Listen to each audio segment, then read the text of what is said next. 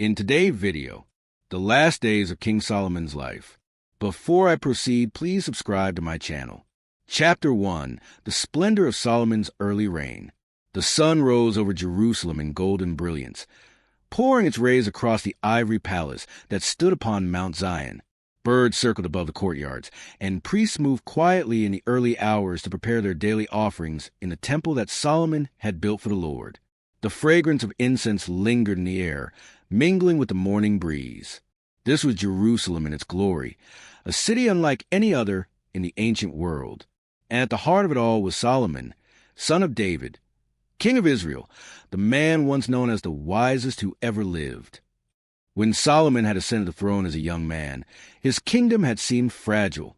His father, David, had been a man of war, fighting to establish Israel's borders.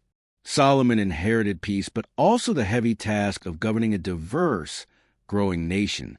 Yet the Lord had appeared to him in a dream at Gibeon, asking, "What shall I give you?" And Solomon, with humility, had asked for wisdom to govern God's people. The Lord had been pleased and granted him wisdom unlike any other, as well as riches and honor. For decades, Solomon reigned in splendor. He built alliances with foreign kings, expanded trade, and raised Israel to a height it had never known before. His name became famous across the nations. The Queen of Sheba herself traveled from distant lands to test him with questions, and she left marveling at his brilliance, declaring, "The half was not told me." Jerusalem became a hub of wealth, culture, and innovation. Ships arrived at ports with gold from Ophir, cedar wood from Lebanon, spices from Arabia, and exotic animals from across the known world. Silver became so common in the city that it was said to be as plentiful as stones. But Solomon's greatest achievement, the crown of his reign, was the building of the temple of the Lord. For 7 years he oversaw its construction, employing tens of thousands of workers, skilled craftsmen, and architects. The temple gleamed with gold overlays, precious stones, and fine linen. The Ark of the Covenant was placed within the Holy of Holies, and the glory of the Lord filled the temple with a cloud so thick that the priests could not stand to minister. In those days, Solomon was revered as a man close to God, a shepherd of Israel, and a vessel of divine wisdom. He composed thousands of proverbs and songs, guiding the people in knowledge and understanding. His writings spoke of righteousness, justice, the fear of the Lord, and the pursuit of wisdom above all riches. Yet even in the brilliance of Solomon's reign, shadows began to gather. The king who had once humbled himself before God would slowly drift into pride. The wisdom that had brought him glory would become clouded by compromises. The man who had built the house of the Lord would, in his later years, build shrines to idols. But in these early days, none of that was visible. The people of Israel saw only a golden king ruling over a golden age. From Dan to Beersheba, every man sat under his vine and fig tree, enjoying peace and prosperity. The streets of Jerusalem echoed with music. The courts rang with laughter, and the name of Solomon was spoken with reverence. Still, the God of Israel, who searches a heart, saw the seeds of decline. For even the wisest of men is not immune to folly when he forgets the Lord. Chapter 2. The Glory of the Temple and His Achievements. The temple of the Lord stood as a wonder of the world. Pilgrims and envoys came from distant nations to behold its beauty. Its massive stones, quarried from the earth with precision, were so perfectly fitted together that no tool was heard upon the site during construction. Its walls were overlaid with pure gold. Its floors gleamed as the light of countless lamps reflected upon them. Carvings of cherubim, palm trees, and flowers adorned the interiors, symbolizing the Garden of Eden restored in stone and wood. The people of Israel rejoiced when the temple was dedicated. Solomon stood before the altar, stretching out his hands toward heaven, and prayed one of the most powerful prayers in Scripture. He asked the Lord not only to dwell among his people, but also to hear the prayers of foreigners who would come to seek his name. "That all the peoples of the earth may know your name and fear you," he declared. And the Lord answered with fire from heaven. His glory filled the temple, and the nation bowed with their faces to ground, worshiping and saying, "For he is good, for his mercy endures forever." This temple became the heartbeat of Israel's worship. Priests ministered daily. Choirs of Levites sang psalms, and pilgrims brought sacrifices. It was a place where heaven and earth met, the throne of God among his people. But the temple was not Solomon's only achievement. His reign was marked by prosperity unlike any Israel had known. He fortified cities, built palaces, established trade routes, and developed a powerful navy in partnership with Hiram of Tyre. His ships sailed as far as India and Africa, bringing back treasures that dazzled the people. Peacocks, apes, ivory, and spices filled his courts. Solomon also became a patron of learning and wisdom. Scholars, musicians, and artisans flourished under his reign. His proverbs spread far and wide, offering practical and spiritual guidance. A soft answer turns away wrath, but harsh words stirs up anger. The fear of the Lord is the beginning of knowledge. Trust in the Lord with all your heart, and lean not on your own understanding. For a time, Israel embodied the vision that God had given to Abraham, that through his descendants, all nations of the earth would be blessed. Foreign kings sent tribute, and Solomon's wisdom became a light to the Gentiles. Yet prosperity often carries hidden dangers. Wealth breeds complacency, and success feeds pride. While Solomon's wisdom was greater than all the sages of the East, his heart was still vulnerable. The very alliances that brought him riches also brought him temptations. He had married Pharaoh's daughter early in his reign to secure peace with Egypt. At first, this seemed harmless, even strategic. But as years passed, Solomon gathered wives from Moab, Ammon, Edom, Sidon, and Hittite nations, hundreds of them. These marriages were not merely personal choices, but political maneuvers designed to strengthen alliances. With each marriage came the pressure to honor the gods of his wives' homelands. At first, Solomon resisted. He was still the builder of the temple, still the teacher of Israel's wisdom. But slowly, compromise seeped into his life. Shrines were built outside Jerusalem for his wives to burn incense to foreign gods. What began as tolerance turned into participation. The king, who once declared, "The Lord, he is God, there is no other," began to divide his devotion. Yet in the eyes of the people, the glory had not dimmed. Visitors to Jerusalem still gasped at its splendor. The Queen of Sheba, when she arrived with her caravan of gold and spices, confessed that she had not believed the reports of Solomon's wisdom until she saw it with her own eyes. "Behold, the half was not told me," she said, overwhelmed by the wealth, the order of his kingdom, and the joy of his servants. The nation was secure, the king was revered, and the temple stood in unmatched beauty. But beneath the surface, the cracks were beginning to show. For the wisdom of a man cannot save him if his heart drifts from the fear of the Lord. Chapter 3. The many wives and seduction of idolatry. The splendor of Solomon's court was unmatched in all the earth. Musicians filled his palace halls with melodies. Perfumed air lingered from incense imported from Arabia. Banquets overflowed with exotic meats, sweet wines, and delicacies from every nation. His throne itself was a marvel, crafted of ivory and overlaid with gold, with 6 steps leading up to it, flanked by lions on either side. None like it had ever been seen before. But behind the gold and grandeur was a weakness that would prove to be Solomon's downfall, his love for foreign women. Scripture records that Solomon loved many women, Moabites, Ammonites, Edomites, Sidonians, and Hittites. In total, he had 700 wives of royal birth and 300 concubines.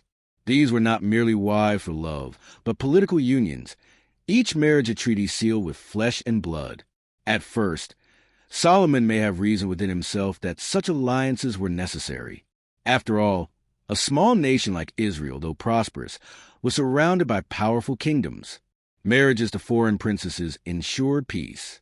To his advisers, it seemed wise. To his people, it was evidence of his unmatched influence that kings would give their daughters to Israel's ruler. But each woman brought with her the gods of her homeland. The Moabites brought Chemosh, the Ammonites brought Molech, the Sidonians brought Ashtoreth, and the Egyptians brought their pantheon of deities.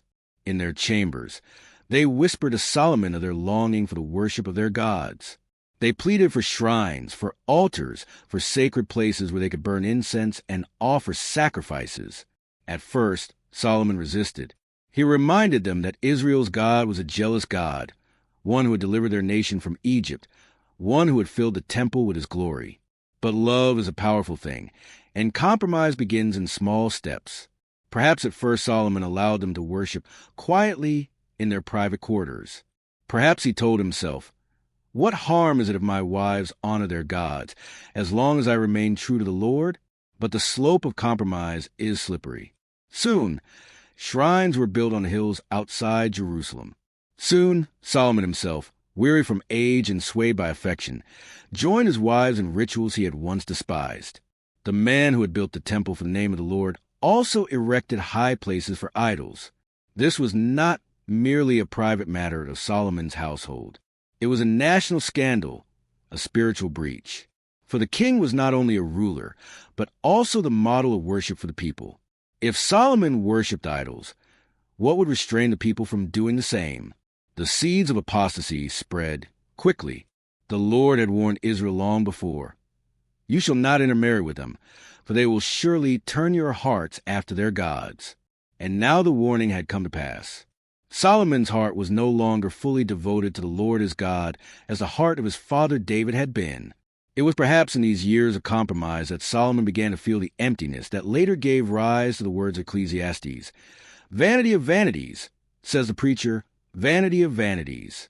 All is vanity. The wealth, the women, the shrines, the laughter in his courts, all of it left him hollow. For no number of wives, no amount of gold, no banquet, no pleasure could satisfy the soul that is turned away from the living God." The decline was subtle but undeniable. The people still saw their king seated upon his golden throne. They still heard his wisdom spoken in Proverbs. They still saw the smoke of sacrifices rising from the temple. But heaven saw a different picture. Heaven saw a man whose heart had become divided, whose once pure devotion had been polluted by idolatry. And so the Lord's anger burned against Solomon. For the one who had been given unparalleled wisdom had chosen folly. The one who had been visited by God in dreams, who had seen fire fall from heaven, who had heard the voice of the Almighty, now bowed before lifeless idols carved by human hands. It was a tragic irony. Solomon, whose very name meant peace, was sowing the seeds of division. The king who had asked for wisdom to lead his people was leading them into confusion. And though the people did not yet know it, the glory of Israel was nearing its end. For God is slow to anger, but he is not mocked. The choices of kings shape the destiny of nations. And Solomon's choices, in his later years, would invite judgment. Chapter 4, The Warning of the Prophets. As Solomon's heart grew divided, God did not remain silent. The Lord is merciful and slow to anger, and even in the face of rebellion, he sent warnings.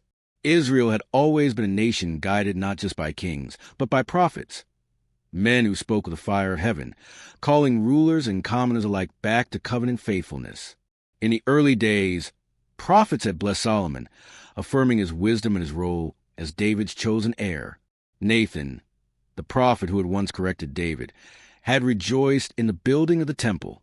But now, in the later years of Solomon's reign, the tone of prophecy changed. It is not recorded in detail which prophets confronted Solomon, but the scriptures are clear. The Lord became angry with Solomon because his heart had turned away from the Lord, the God of Israel, who had appeared to him twice. Twice God had come to Solomon in supernatural encounters, once at Gibeon when he offered wisdom, and later at Jerusalem when he confirmed the temple as his dwelling. Twice Solomon had been blessed with divine visitation. Yet twice he disregarded command not to follow other gods. The prophets, in their stern voices, would have reminded him of the covenant given to David. "If your sons guard their way, to walk before me in faithfulness with all their heart and soul, you shall not lack a man on the throne of Israel." But with equal force, they would have reminded him of the curse. "If you or your children turn away and do not keep my commands and decrees, then I will cut off Israel from the land I have given them, and this temple I have consecrated for my name I will cast out of my sight." These were not idle threats. The fate of the kingdom hung in the balance. And so, as Solomon walked among his gardens and palaces, the words of the prophets would have haunted him. Yet the king, surrounded by the flattery of courtiers and the love of his wives, struggled to listen. He who had once delighted in wisdom now resisted correction. Pride builds a fortress around the heart, and Solomon, though wise in counsel, grew deaf to rebuke. There is a sorrowful irony here. Proverbs, many of which were composed by Solomon himself, declare, The way of a fool is right in his own eyes, but a wise man listens to advice. Pride goes before destruction, a haughty spirit before a fall. Better is a poor but wise youth than an old but foolish king who will no longer be admonished. These words, inspired by the Spirit through his own lips, condemned him. The man who taught wisdom to nations was failing to apply it in his own life. Still, God's mercy extended to him in warning. Adversaries began to rise, sent by the Lord to trouble him.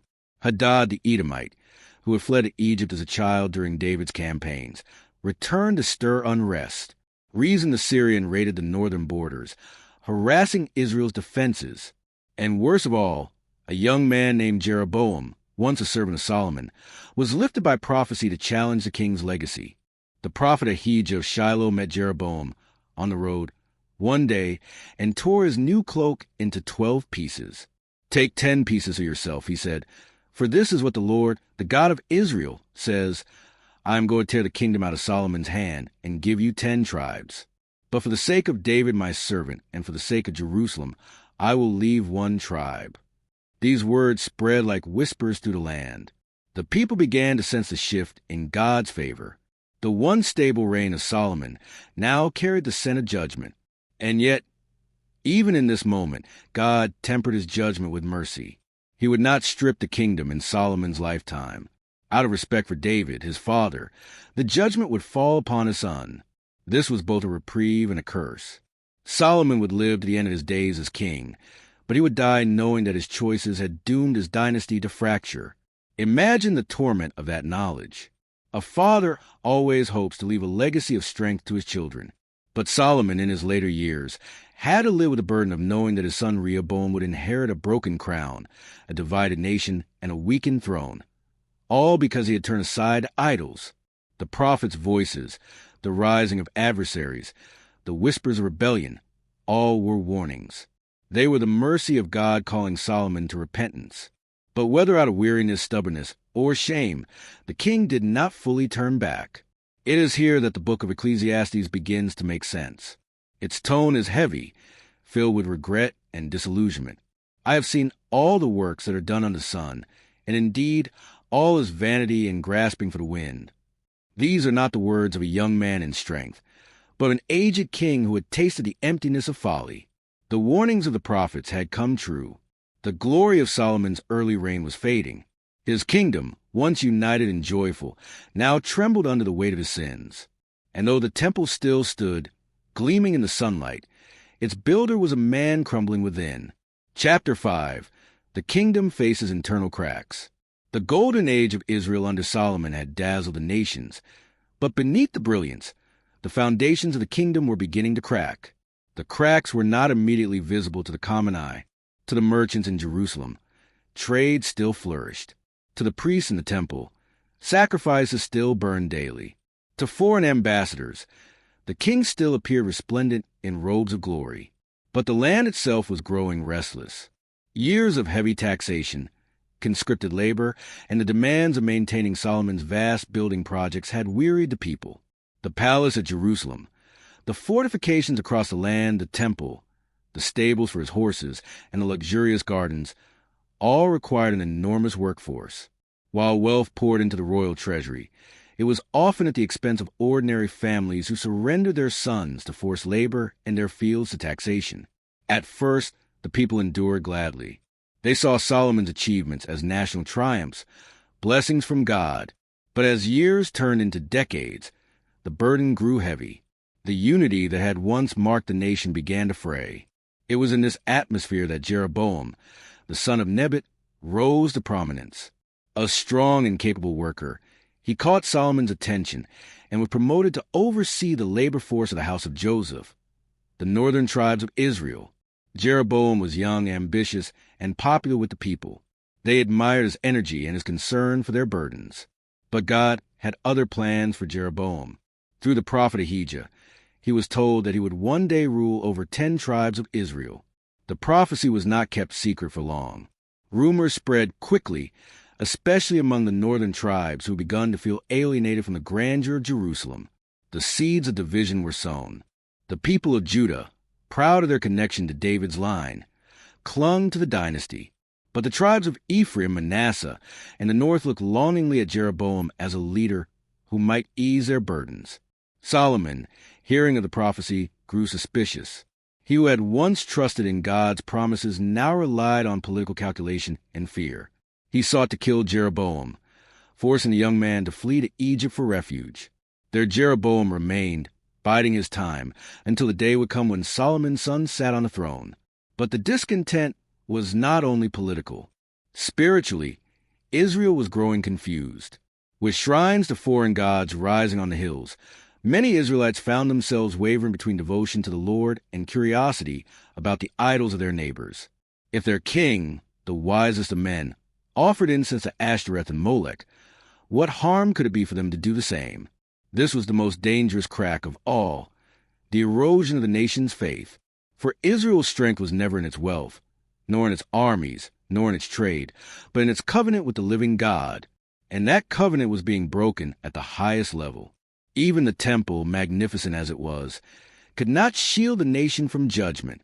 God had warned through Moses long before. If you turn aside from following me, you and the king who reigns over you shall surely perish. The land would vomit out its inhabitants if they followed after other gods.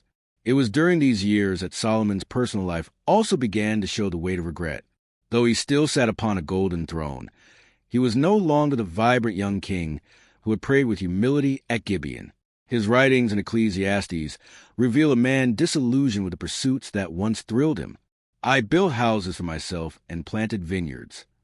I gathered silver and gold, the treasure of kings. I acquired singers and delights of the sons of men.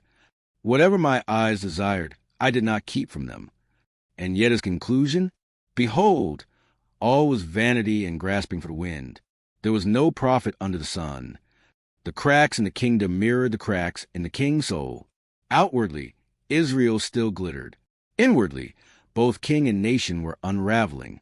And as the people murmured in their homes, and Jeroboam plotted in Egypt, and priests whispered in the temple courts, the heavens watched.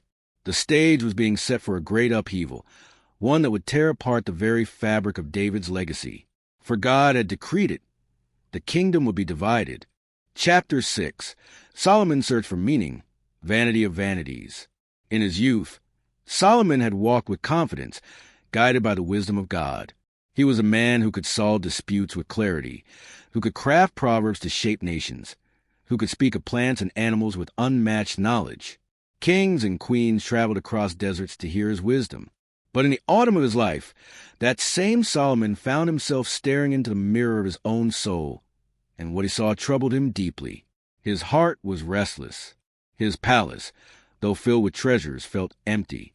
His wives surrounded him with affection, yet he felt alone. The laughter of musicians could no longer quiet the gnawing question within. What is the purpose of life? Thus, Solomon began to search for meaning, not as a youthful king who once prayed for wisdom, but as an old man weighed down by regret. Out of this search was born a book unlike any other in Scripture, Ecclesiastes. It is not the triumphant poetry of the Psalms, nor the fiery warnings of the prophets, nor the practical wisdom of Proverbs. It is a confession of a weary soul, a man who had tasted everything under the sun and found it wanting. He writes, "Vanity of vanities," says a preacher, "vanity of vanities. All is vanity." These words echo like a sigh across the ages. Vanity, emptiness, futility, breath. The man who had everything discovered that everything was nothing apart from God. Solomon recounts his journey. He pursued pleasure, wine, women, laughter, feasts. Yet he declared, "I said of laughter, it is madness, and of pleasure, what does it accomplish?" He pursued work and projects, palaces, gardens, vineyards, aqueducts, orchards. Yet he lamented, "I built for myself houses and planted vineyards, but behold, all was vanity." He pursued wealth, silver, gold, treasures of kings, choirs of singers, herds and flocks beyond number. Yet he sighed, "He who loves silver will not be satisfied with silver, nor he who loves abundance with increase." He pursued wisdom itself. Yet even here he concluded, "In much wisdom is much grief, and he who increases knowledge increases sorrow." The old king saw the cycles of life and death with brutal clarity. Generations come and generations go. but the earth remains forever. What has been will be again. What has been done will be done again. There is nothing new under the sun. Perhaps most haunting was his reflection on mortality. For the wise man and the fool alike, death comes to both, and there is no remembrance of the wise more than of the fool forever. What use, then, was all his striving? What legacy could he truly leave? The palaces would crumble, the gold would tarnish. Even the temple, glorious though it was, would one day be destroyed. All of it was chasing the wind. But Ecclesiastes does not end in despair. Slowly, through the haze of regret, Solomon returned to the one truth that had always mattered. God alone gives meaning. He concludes, "Let us hear a conclusion of the whole matter. Fear God and keep his commandments, for this is the whole duty of man." This was not the exuberant faith of his father David, who danced before the Arkansas, nor was it the confident prayer of his younger self at Gibeon. It was the weary wisdom of a man who had tried every road and found them all leading back to God. The kingdom may have been cracking. Adversaries may have been rising. His legacy may have been doomed to fracture. But Solomon, in his old age, began to whisper the truth to his soul. Life without God is meaningless. Thus, the preacher spoke not only to Israel, but to every generation that would follow. Riches, pleasure, power, and wisdom, all are fleeting. Only the fear of the Lord endures. And so, in the waning days of his reign, Solomon, though scarred by failure, became once again a teacher. His lesson was not the glitter of gold, but the emptiness of life without God. His final gift to Israel and to the world was not the temple, nor his wealth, but the sobering reminder that eternity alone gives value to life. Chapter 7, Ecclesiastes, the musings of a fading king. In the quiet chambers of his palace, away from the noise of feasts and the laughter of courtiers, Solomon often sat in solitude. The once vibrant king now moved more slowly.